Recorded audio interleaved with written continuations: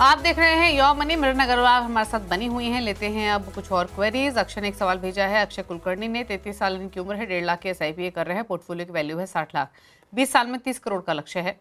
पारंपरिक flexi cap 36,000 रुपये महीना, 36,000 रुपये महीना कैनरा बुक स्मॉल कैप में, कोटक इमर्जिंग इक्विटी में 30,000, 15,000 निपॉन इंडिया गोल्ड सेविंग्स में, 14,000 रुपये महीना मेरे एसेट इक्विटी सेविंग्स में, 13,000 ICICI प्रो ब्लू चिप में, 2,000 ICICI pro value discovery, Nippon India pharma में 4,000। तो ये इनके फंड्स हैं, प्लस 30 करोड़ का टारगेट है 20 ईयर्स में। सजेशंस। एक्चुअली ना इस एक एक इसी कैलकुलेशन में मैंने अज्यूम किया है कि इन्होंने इन्फ्लेशन लगाकर 30 करोड़ का इनका गोल है। तो तो अगर हम इन्फ्लेशन एडजस्टेड बेसिस पर अगर हमें 30 करोड़ चाहिए, then he needs to be investing 2.65 lakhs per month basically. अब अगर आपको इन्फ्लेशन इसके ऊपर लगाकर इन्वेस्ट करना है तो बहुत ज्यादा अमाउंट आपको इन्वेस्ट करना पड़ेगा। करीब 5-5.5 लाख रुपए आपको इन्वेस्ट करने पड़ेंगे। पोर्टफोलियो ठीक है, अच्छे फंड्स ही हैं इसमें सारे। बस एक ही फंड से मैं सहमत नहीं हूं, वो है निपॉन फार्मा फंड। क्योंकि जैसे कि मैंने प्रीवियस कॉलर को भी कहा था कि हमें कंसंट्रेशन लेने की कोई ज़रूरत नहीं है पोर्टफोलियो में, जब हमारे पास डाइवर्सिफाइड पोर्टफोलियो ऑलरेडी है। आपके पास Kotak emerging, ICICI blue chip वगैरह है, इन सब में फार्मा का अच्छा एलोकेशन है। तो ये कॉन्सेंट्रेटेड एक्सपोजर लेने की कोई ज़रूरत नहीं है। एंड आई वुड एक्चुअली से कि इसमें से आप एग्जिट करके दूसरे, मतलब जिस भी फंड में आप डालना चाहते हैं, जो आपका एग्जिस्टिंग फंड है, नए फंड्स तो बिल्कुल ही ऐड मत कीजिए क्योंकि आपके पास ऑलरेडी 7 से 8 फंड है। तो जो एग्जिस्टिंग फंड है, अगर आप थोड़ा ज्यादा रिस्क ले सकते हैं और आपका गोल भी काफी हाई है क्योंकि आपको 30 करोड़ चाहिए, तो उस हिसाब से तो आई विल से कि स्मॉल कैप फंड्स में ही आप ये अमाउंट री इन्वेस्ट कर सकते हैं।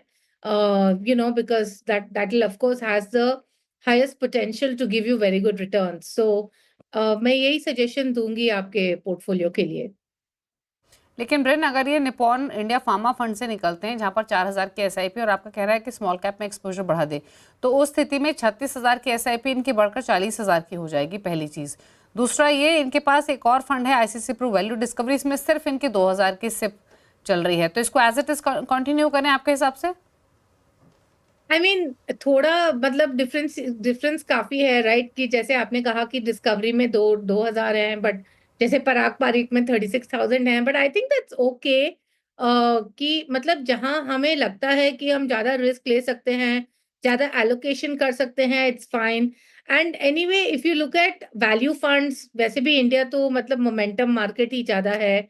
So if you look at value funds, अगर इन्होंने बेसिकली एक एक्सपोजर लिया है ये सोचकर कि ये लॉन्ग टर्म के लिए है, but it's okay. I mean ऐसे जो इन्होंने एलोकेशन किया है, इट्स नॉट नेसेसरी कि सेम एलोकेशन हो। जहां जहां हमें लगता है कि हमें हमारा ज्यादा अमाउंट बन सकता है, हम उसी में ज्यादा एलोकेशन कर सकते हैं। और अगर ये SIP एलोकेशन अपना इंक्रीज करते हैं गोल के हिसाब से, जो कि आपने 2-2.5 लाख के आसपास बताया है, उस स्थिति में कितना एलोकेशन किस फंड में करें, किस रेशियो में इंक्रीज करें इन एग्जिस्टिंग पोर्टफोलियो के फंड्स में, वो भी बताइए। आई वुड अगेन से कि मतलब सिंस इनके पास 20 साल का समय है, तो सर्टेनली आई विल से कि mid cap and small cap में ज्यादा एलोकेशन होना चाहिए, जो इनके पास है। क्योंकि ये अभी कैनरा रिबेको स्मॉल कैप कर रहे हैं, कोटक इमर्जिंग में अच्छा एलोकेशन है।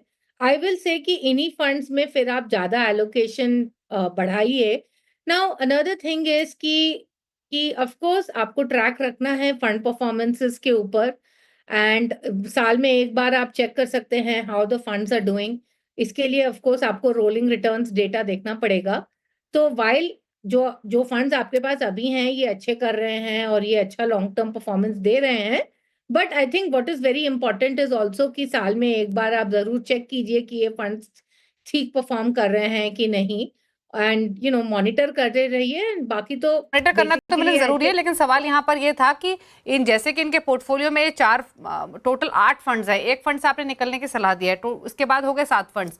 अगर ये 2 लाख, 2.5 लाख या 3 लाख की SIP करते भी हैं, तो परसेंटेज टर्म्स में अगर आप एक आइडिया दे पाती कि टोटल आपके पोर्टफोलियो वैल्यू का आपको 40% स्मॉल कैप में करना चाहिए या 20% मिड कैप में या लार्ज कैप में, तो एक थोड़ी सी क्लैरिटी मिलती, क्योंकि इनका ऑलरेडी एक हैवी अमाउंट ही इन्वेस्ट कर रहे हैं। शायद कैपेसिटी हो इनकी 30 करोड़ के टारगेट के हिसाब से 2-2.5 लाख की भी SIP करने की बातचीत होती तो डिटेल लगती।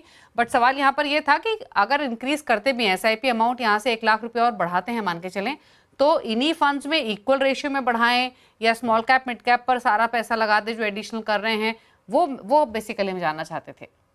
I would say small cap mid cap में आप ज्यादा एलोकेशन रखें, तो like for example 30% mid cap, 30% sorry 40% mid cap small cap and may be 20% other funds, and उसके हिसाब से आप एलोकेट कर सकते हैं। अगर आपको लगता है कि एक फंड में सारा इतना बड़ा एलोकेशन करना बहुत ज्यादा हो रहा है, तो आप एक और फंड ऐड कर सकते हैं। Like you can add basically a Nippon small cap, you can add मेरे मिड कैप फंड, तो ये दो आप फंड्स और ऐड कर सकते हैं अगर आपको लगता है कि एक ही फंड में मुझे इतना अमाउंट नहीं डालना है, right? So but yes, I would say go aggressive, 40% in mid cap, 40% in small cap and 20% in large caps और फ्लेक्सी कैप। ओके, चलिए बात करते हैं अगले सवाल की।